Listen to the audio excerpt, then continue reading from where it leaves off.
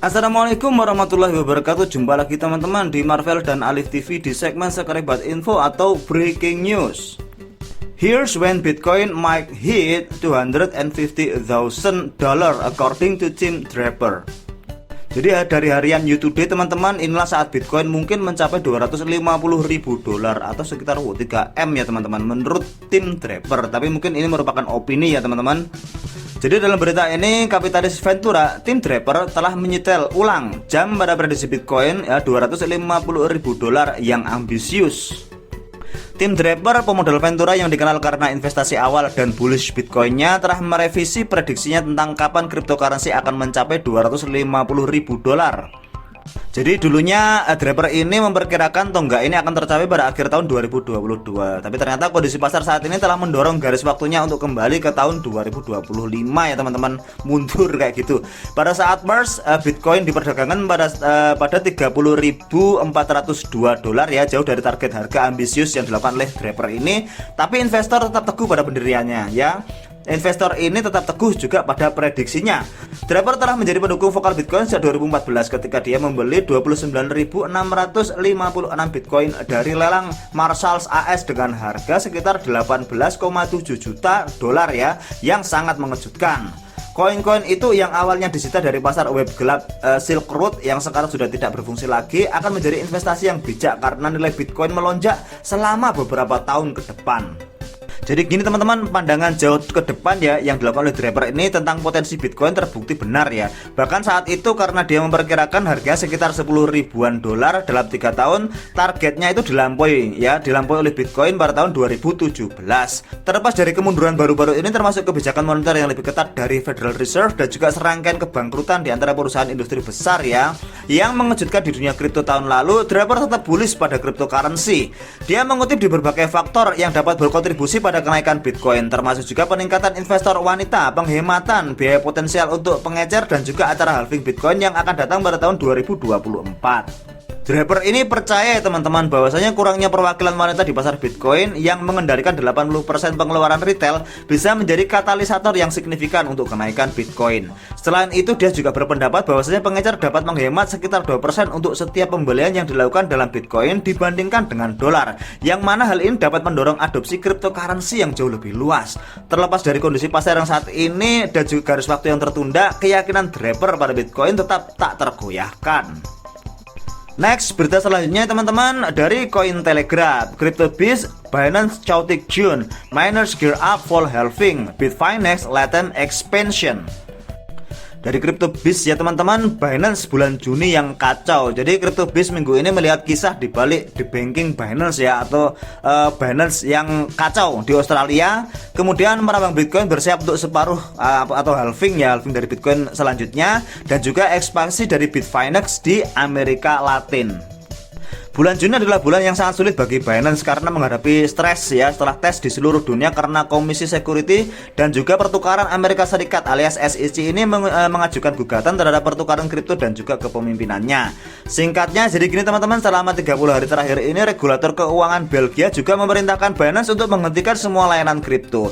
Pertukaran gagal mendapatkan lisensi di Belanda. Kepala Binance Brazil telah dipanggil untuk menghadap Kongres terkait penyelidikan skema Ponzi, dan hanya beberapa hari yang lalu juga terjadi penyelidikan lainnya yang sedang berlangsung di Prancis yang telah dipublikasikan. Dan juga masih ada berita yang lainnya teman-teman, yaitu anak perusahaan Binance yang berbasis di Inggris membatalkan pendaftarannya dengan Financial Conduct Authority, dan juga di AS, bursa masih memiliki jalan panjang dalam perjuangannya dengan regulator. Selain itu juga pertukaran tersebut ditolak lisensi penyimpanan kripto di Jerman dan juga kehilangan mitra perbankan di euronya. Namun terlepas dari semua perkembangan ini, Binance tetap tidak tersentuh sebagai anjing teratas di antara bursa terpusat dengan total nilai sekitar $58,11 miliar terkunci, turun dari $63,8 miliar pada tanggal 1 Juni. Menurut data dari Devilama, fokus besar pertukaran berikutnya ini adalah di Uni Emirat Arab ya teman-teman, yang diduga sebagai tujuan utama untuk berbisnis kripto yang mencapai jalan yang jelas ke depannya. Jadi dikatakan bahwasanya kami akan terus membangun, kata CEO Binance Changpeng Zhao ya dalam tweet pada tanggal 28 Juni setelah bulan yang panjang dan juga sibuk bagi Binance. CryptoBiz minggu ini melihat kisah dibalik di banking Binance di Australia. Penambang Bitcoin bersiap untuk separuh berikutnya atau halving ya teman-teman, dan juga pembelian Bitcoin terbaru di MicroStrategy dan ekspansi Bitfinex di Amerika Latin. Binance Australia got 12 hours notice before it was debanked, exec says. Bahwa beritanya Binance Australia ini mendapatkan pemberitahuan 12 jam sebelum debank, kata eksekutif. Jadi maksud dari debank itu artinya diputus dari sistem perbankan ya teman-teman. Oke, jadi begini beritanya teman-teman. Tidak ada peringatan sebelumnya, nggak ada hujan, nggak ada angin dan sebagainya. Konsultasi atau ganti rugi di tengah malam. Tim dari Binance Australia ini tiba-tiba diberitahukan bahwasanya mereka akan diputus dari sistem perbankan di negara tersebut. Manajer regional Binance Ben Rose membagikan perincian di banking bursa di negara tersebut pada pekan blockchain Australia pada 26 Juni. Pada bulan Mei, perusahaan mengumumkan bahwasanya layanan dolarnya ditangguhkan setelah penyedia pembayarannya yaitu Zepto diminta untuk menghentikan dukungan untuk Binance. Dan menurut Rose, langkah tersebut berdampak pada sekitar 1 juta pelanggan yang berbasis di Australia dengan Binance yang sekarang sedang mencari penyedia pembayaran alternatif.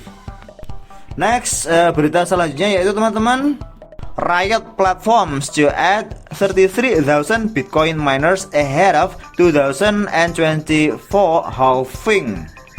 Jadi gini teman-teman, platform dari Riot ini ya telah menambahkan 33.000 alat penambangan Bitcoin untuk menyambut halving pada tahun 2024. Jadi perusahaan penambangan Bitcoin Riot platform memuat untuk siklus separuh berikutnya dengan memberi 33,280 rig ya atau generasi berikutnya untuk fasilitas Texasnya dengan biaya sekitar 162,9 juta dolar teman-teman.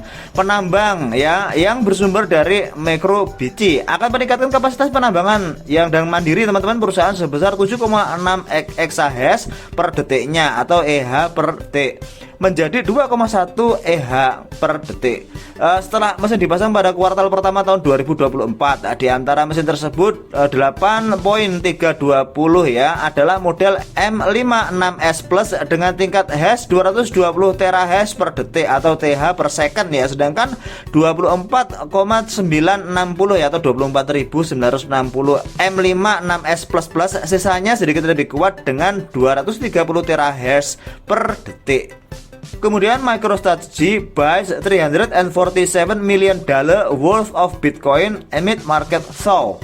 Jadi MicroStrategy ini telah membeli Bitcoin senilai 347 juta dolar ya di tengah pencairan yang ada di pasar. MicroStrategy yang mengumumkan pembelian 12.333 Bitcoin pada tanggal 28 Juni kemarin teman-teman senilai 347 juta dolar saat dipublikasikan. MicroStrategy sekarang memiliki sekitar 152,333 BTC ya, senilai sekitar 4,52 miliar dolar dengan harga pembelian rata-rata sekitar 29.668 per koin.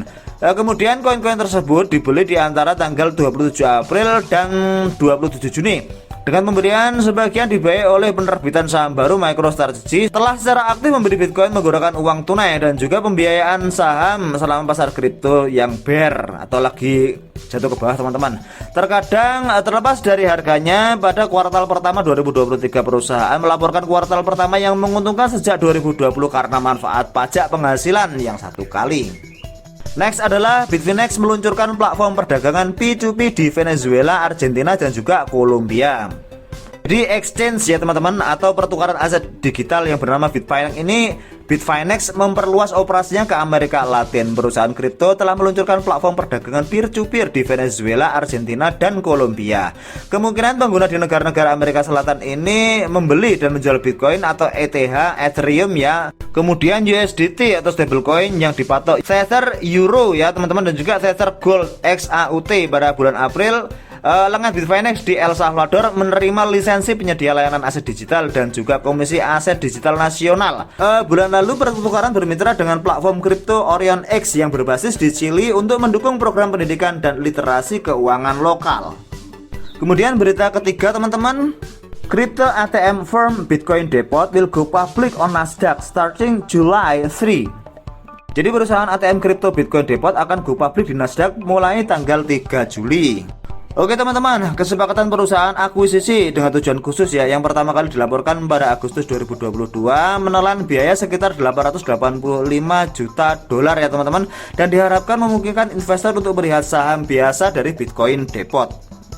Jadi gini teman-teman, Bitcoin Depot yang merupakan salah satu perusahaan ATM cryptocurrency terbesar di Amerika Serikat telah mengumumkan penutupan kesepakatan merger ya, yang memungkinkan perusahaan untuk go public.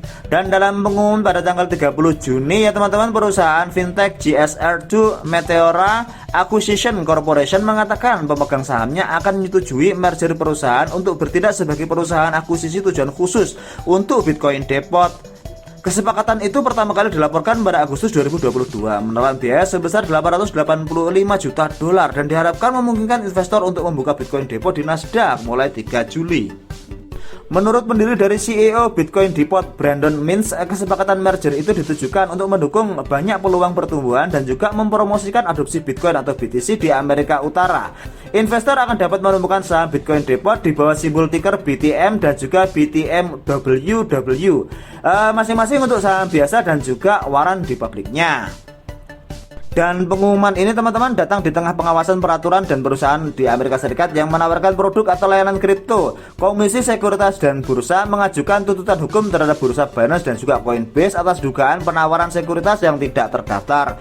Namun kendaraan investasi dengan paparan kripto juga tampaknya meningkat setelah BlackRock mengajukan aplikasi pada bulan Juni untuk mendaftarkan dana spot ya yang diperdagangkan di bursa Bitcoin. Didirikan pada tahun 2016, Bitcoin Depot adalah salah satu perusahaan ATM kripto terbesar di Amerika Utara dengan lebih dari 9.130 lokasi.